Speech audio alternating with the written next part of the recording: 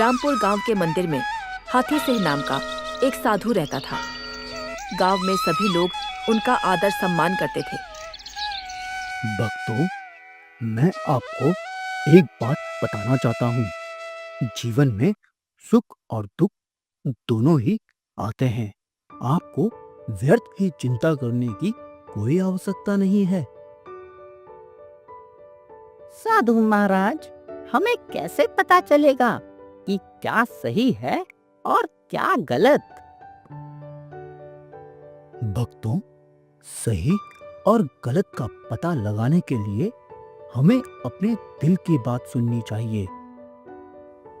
लेकिन साधु महाराज, यदि हम हमेशा अपने दिल की बात सुनेंगे तो क्या हम हमेशा सही निर्णय ले पाएंगे?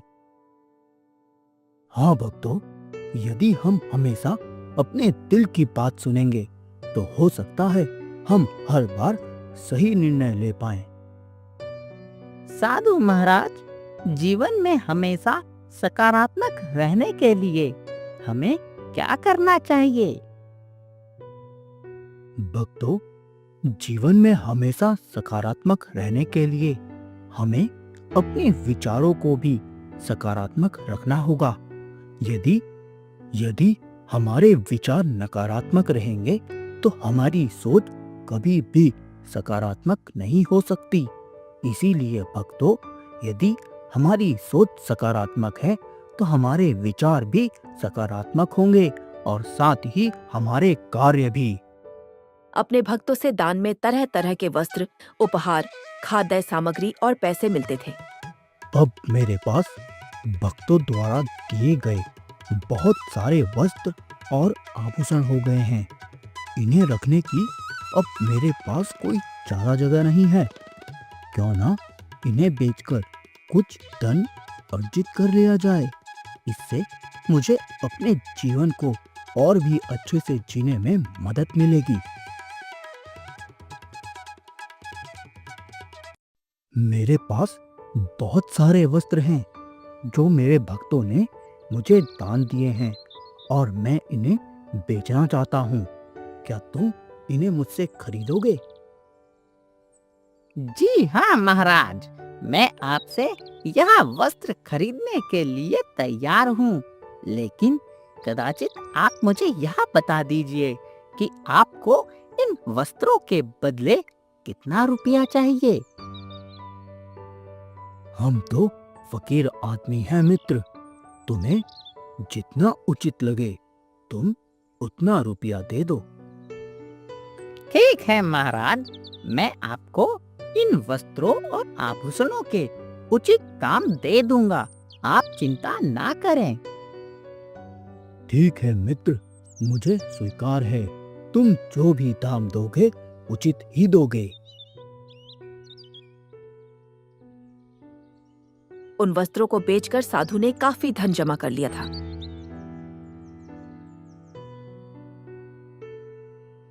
मेरे पास बहुत सारा धन है, लेकिन मुझे नहीं पता कि इसे कैसे सुरक्षित रखूं। मुझे लगता है कि कोई भी मेरा धन चुरा सकता है और मैं किसी पर भी विश्वास नहीं कर सकता। हाँ, यह सही है। मैं अपनी कुटिया में किसी को भी आने नहीं दूंगा, चाहे वह मेरा भक्त ही क्यों ना हो। जिसे भी मुझसे मिलना होगा वह कुटिया के बाहर ही मिलेगा। मैं अपनी धन की पोटली को हमेशा अपने पास ही रखूंगा ताकि कोई भी इसे चोरी ना कर सके। मैं अपने धन की सुरक्षा के लिए हर संभव प्रयास करूंगा और इसे किसी के भरोसे नहीं छोड़ूंगा।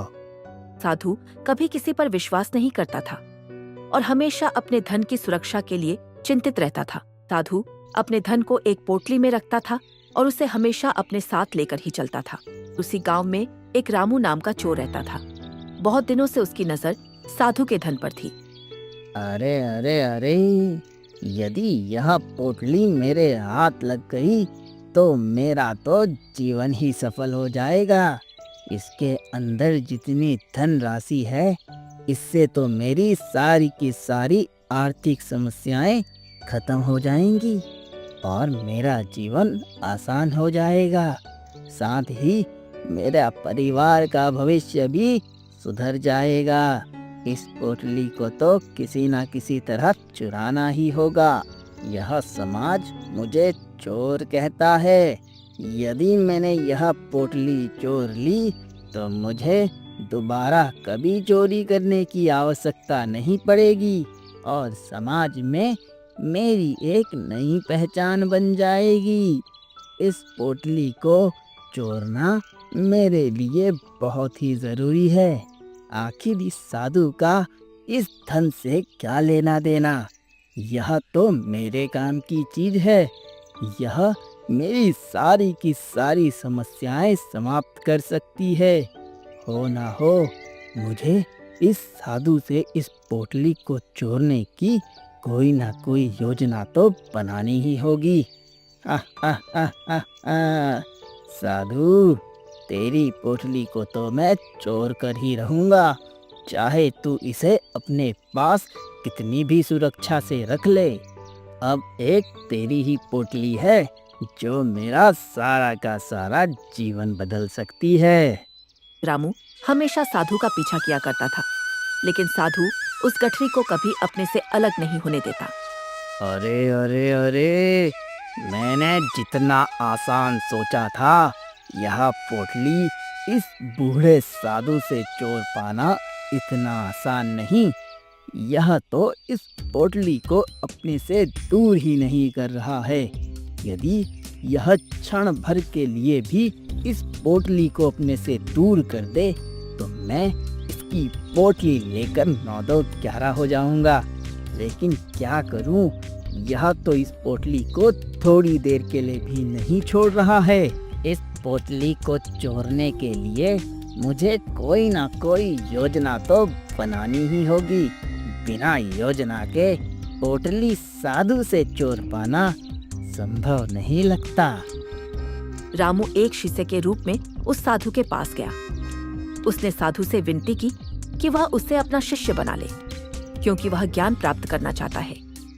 महाराज, महाराज, मैं आपके चरणों में आकर आपका शिष्य बनना चाहता हूँ।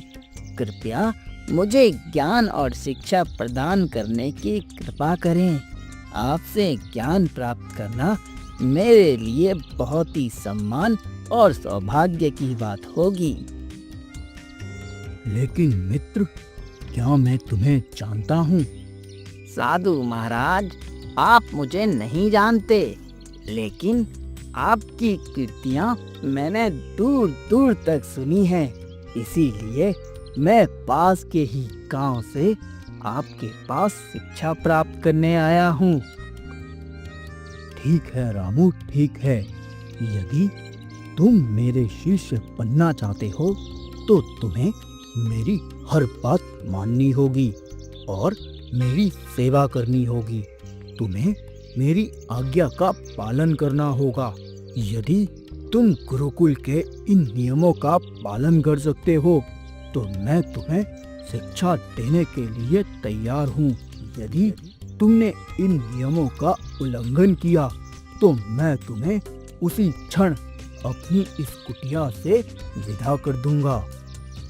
महाराज, महाराज, महाराज, मैं तैयार हूँ। महाराज, मैं तैयार हूँ।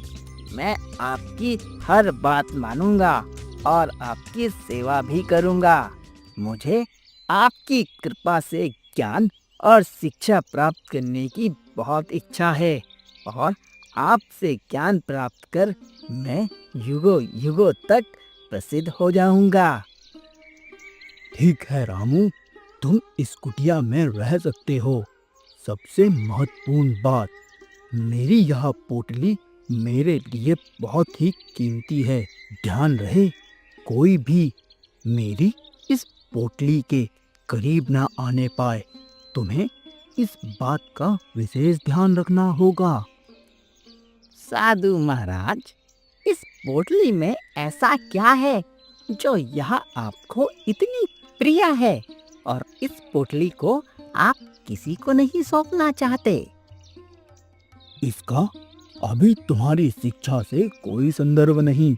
समय आने पर मैं तुम्हें सब बता दूंगा, लेकिन तब तक तुम्हें मेरी और मेरी सभी वस्तुओं की सुरक्षा भी करनी होगी। ठीक है महाराज, ठीक है। मैं आपकी सारी आज्ञाओं का पालन करूंगा और आपकी इस पोटली की खास सेवा करूंगा। साधु तैयार हो गया और इस तरह से वह चोर साधु के साथ ही मंदिर में रहने लगा। मंदिर की साफ सफाई से लेकर अन्य सभी कार्य भी करता था। उसने साधु की खूब सेवा की और जल्दी ही उसका विश्वास पात्र बन गया। रामू, तुम्हारी सेवा और समर्पण से मैं बहुत प्रसन्न हूँ। तुम्हारे प्रति मेरा विश्वास और भी दृढ़ हो गया है। मैं तुम्हें एक विशेष कार्य सौंपना चाहता हूँ। महाराज, मैं आपकी हर आज्ञा पालन करने के लिए तैयार हूँ। कृपया बताएं कि मुझे क्या करना होगा। तुम्हें याद तो होगा ना कि मैंने तुमसे कहा था, समय आने पर मैं तुम्हें इस पोटली की सच्चाई बताऊंगा। यह पोटली मेरे जीवन भर का अर्जित किया हुआ धन है। तुम्हें अब से इस पोटली की जिम्मेदारी देता हूँ। तुम्हें इस पोटली को संभाल कर रखना होगा। यह वैसे तो मेरे पास रहेगी, लेकिन यदि मैं किसी विशेष कार्य से कहीं जाऊंगा तो मैं इस पोटली को तुम्हें सौंप कर जाऊंगा। जी जी जी महाराज जी, मैं आपकी इस पोटली का खूब अच्छे से ध्यान रखूंगा। आपको कोई चिंता करने की आवश्यकता नहीं है।